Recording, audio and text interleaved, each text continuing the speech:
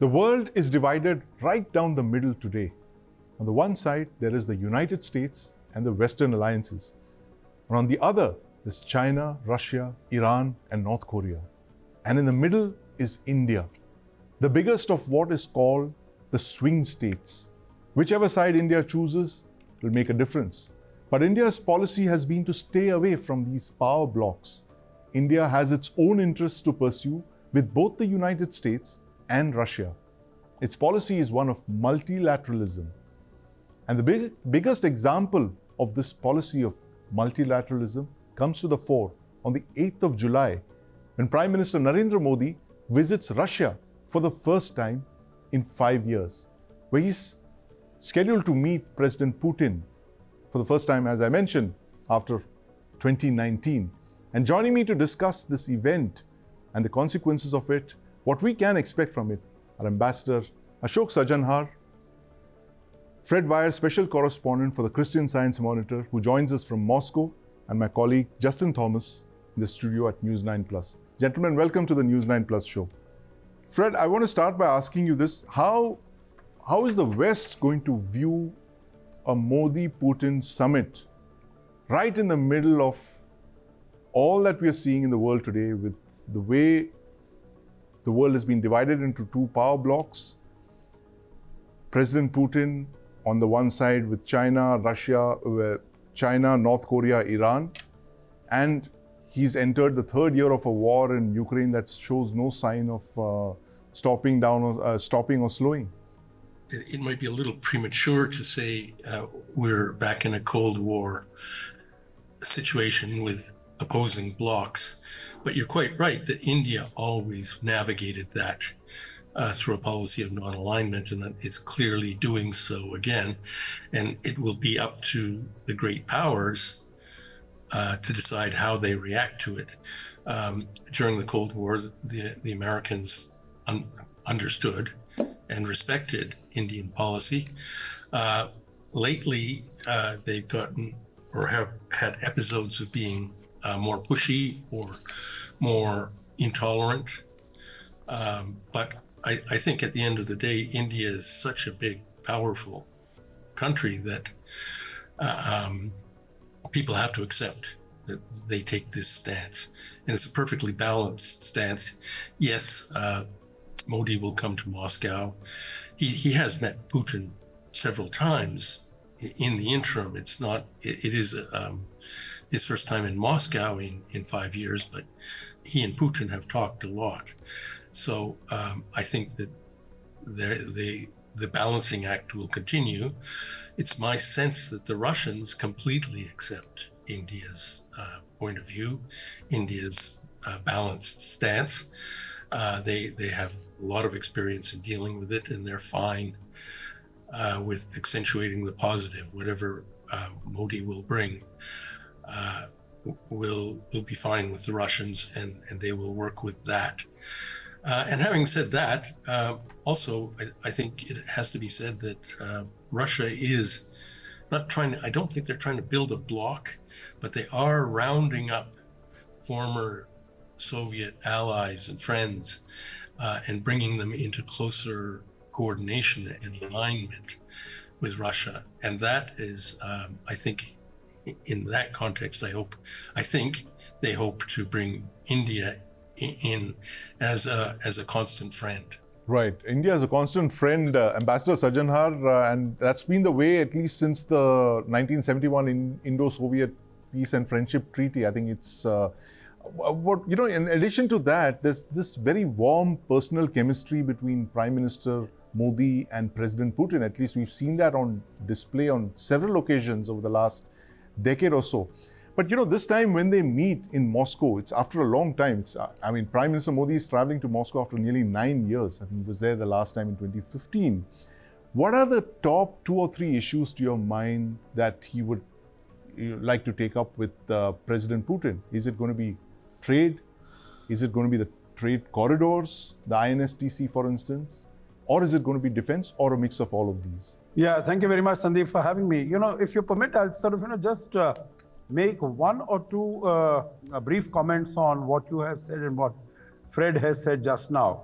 I think it was not only 1971, it goes much before that. And if you in the geostrategic sense, when Prime Minister Nehru visited the Soviet Union in 1955, and we had the return visit of Khrushchev and Bulgarin, I think that is when it really all started in terms of India-Soviet partnership, friendship, whether it is in the area of economy or defense or anything else.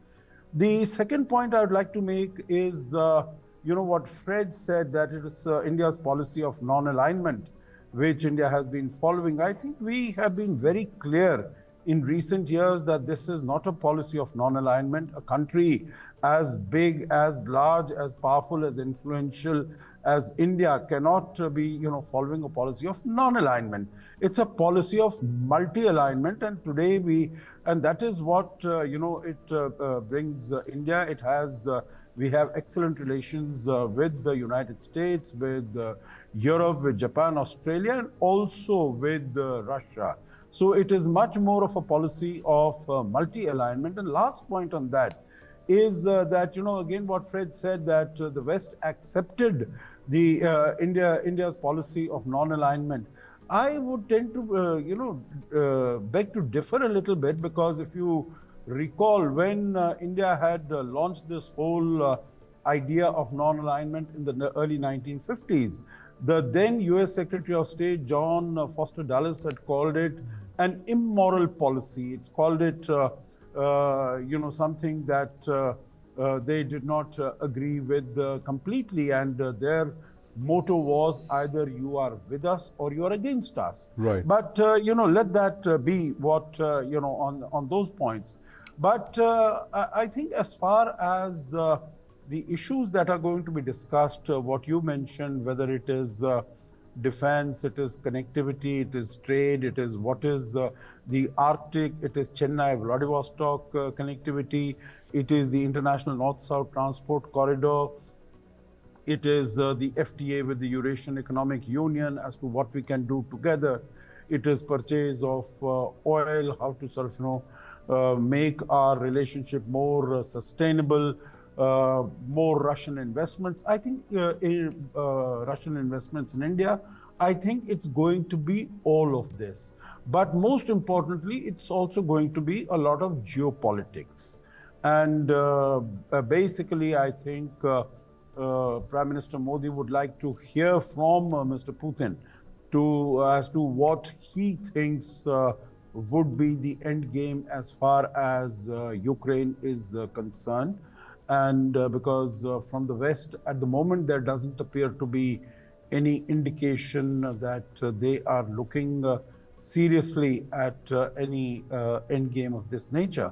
But I would imagine that, what Prime Minister Modi had spoken out in front of the media in Samarkand in September 22, that this is not an era of war. Yes. Maybe he will sort of, take it a little further. He will discuss it. Maybe not. It will not be in front of the cameras, but yes, a one-to-one conversation. But I think that's going to be an important conversation that the two leaders have. Absolutely. Among many other points, that is something that they're going to be talking about. War is, now is not the era for war, despite the fact that we have Europe's longest running war after the Second World War that's on, Justin, and it shows no signs of ending. But you're the guy who's done the series Inside the Mind of Putin. Tell us what's in Putin's mind right now. What could we possibly expect in a week's time? I think first and foremost, the alliance that, undoubtedly is going to form, Russia does want India to, warm up to China. Yes. Because Russia and China are already, in a strong position. And having a democratic country in their mix of, yes, will help them. Because I believe that when the recent NSA visit to India, the US NSA visit to India, Lavrov had made a very, clear-cut comment when they have raised the trust issues over, yes, over critical care technologies. So Lavrov had said at that time, hey, it's about, they want, US has a plan against China.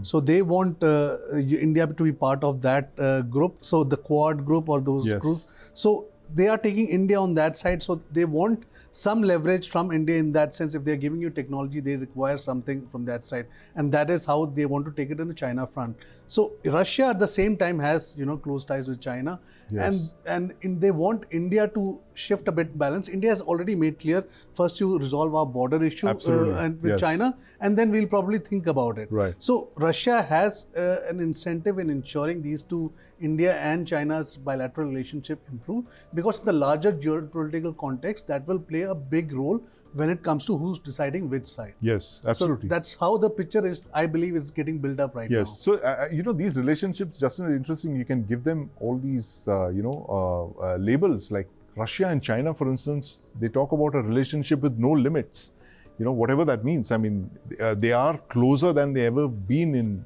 60 years or so, ever since they broke off in the 50s. But Fred, China is the elephant in the room as far as India is concerned, or in this case, the dragon in the room. When you talk of India-Russia ties, Russia coming closer to China, no limits partnership. At the same time, India has a border dispute with China. You have forces facing off in Ladakh. We had violence there 4 years ago. It's one of the world's longest contested boundaries. The line of actual control is nearly 4,000 kilometers long. This point that Justin just made, that Russia would like to bring China and India closer together, but the fact is that the opposite seems to be happening as of now, because India stayed away from the Shanghai Cooperation Organization. The SCO forum recently was not attended by the Prime Minister. The Foreign Minister went there, the Foreign Secretary went there. How will this triangle be resolved, you think? India, Russia and China, this Eurasian triangle? Yes, it's a huge conundrum, and the obstacles are plain to see.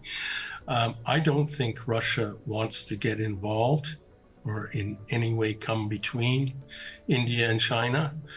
I think they mainly they appreciate that India isn't pressuring them or sanctioning them over its war in Ukraine. Yes. And so I think that one of the basic things in Russian foreign policy is not to get hands-on and try to tell people what they should do.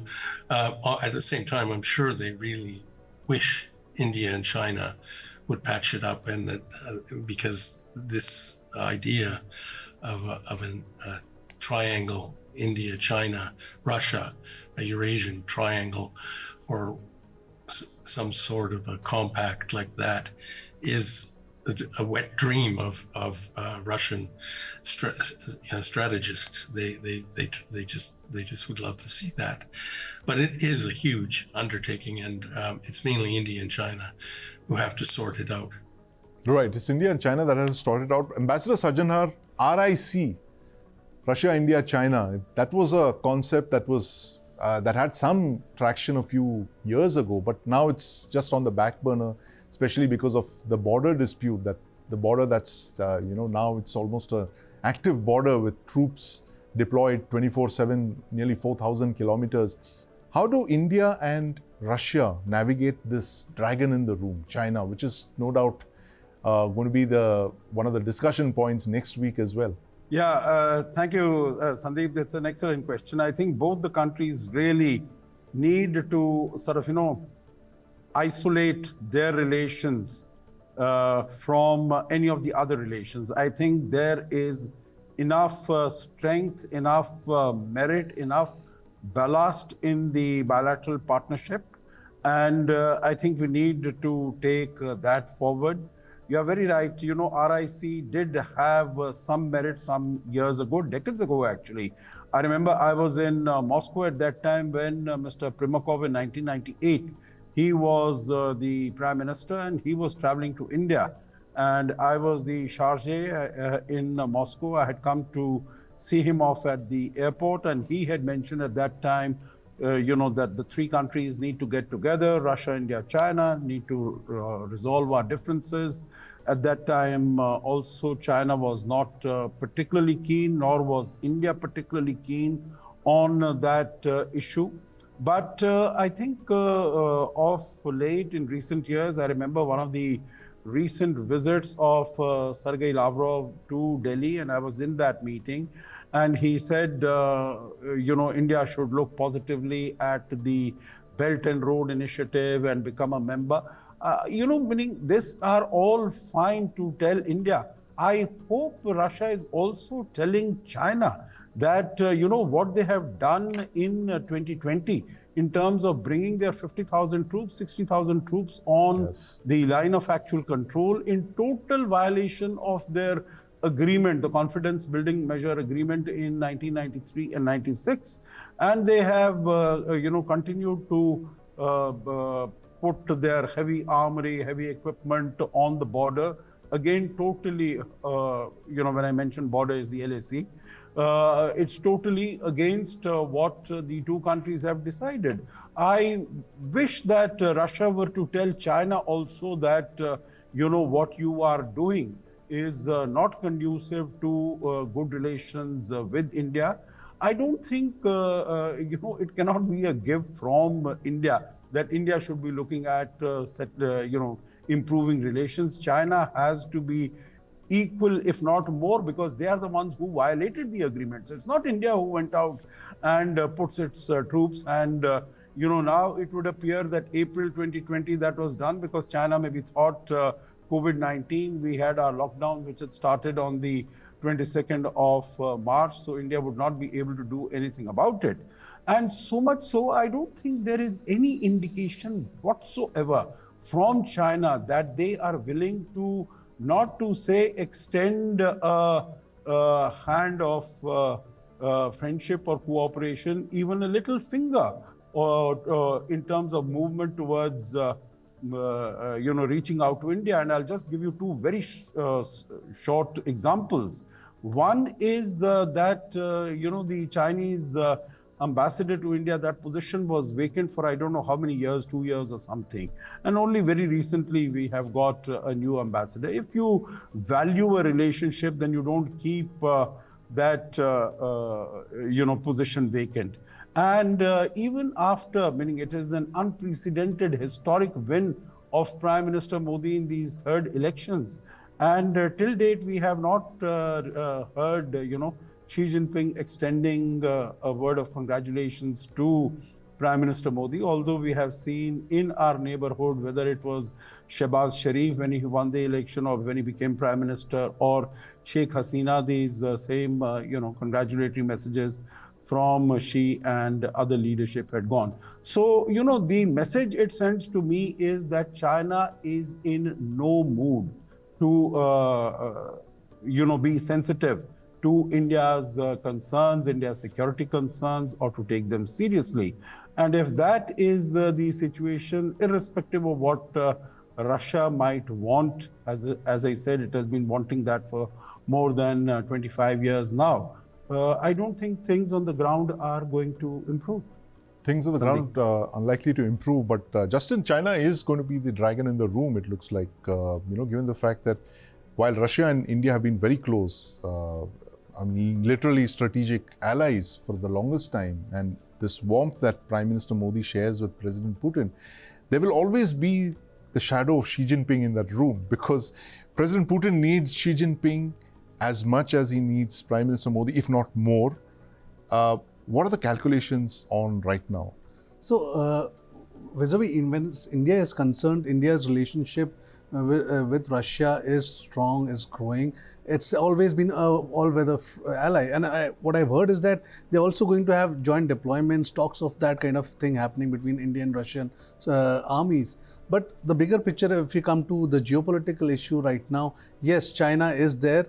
China is in the board meeting rooms of Americans also in the West, yes, where they're thinking about how to bring in India to counter that. Right. So India is in a, you can say, a special position where two different sides are vying for India's attention to ensure to contain China or to, make a bloc which is stronger and take on the West. Right. So the Indian government is very much clear that we have a very clear policy of following us, and that includes wherever it goes, maybe in the US or in Russia. Right, absolutely. And Prime Minister Modi travels to Russia, to Moscow, next week, where he meets President Putin, where you're going to see India's policy of multi-alignment in full flow after many years. And of course, the elephant in the room, or rather the dragon in the room, as we just discussed, is going to be President Xi Jinping and China. But thank you very much for joining us this evening on the News 9 Plus show. Mr. Vair, Ambassador Sajjan Har, and my colleague Justin Thomas.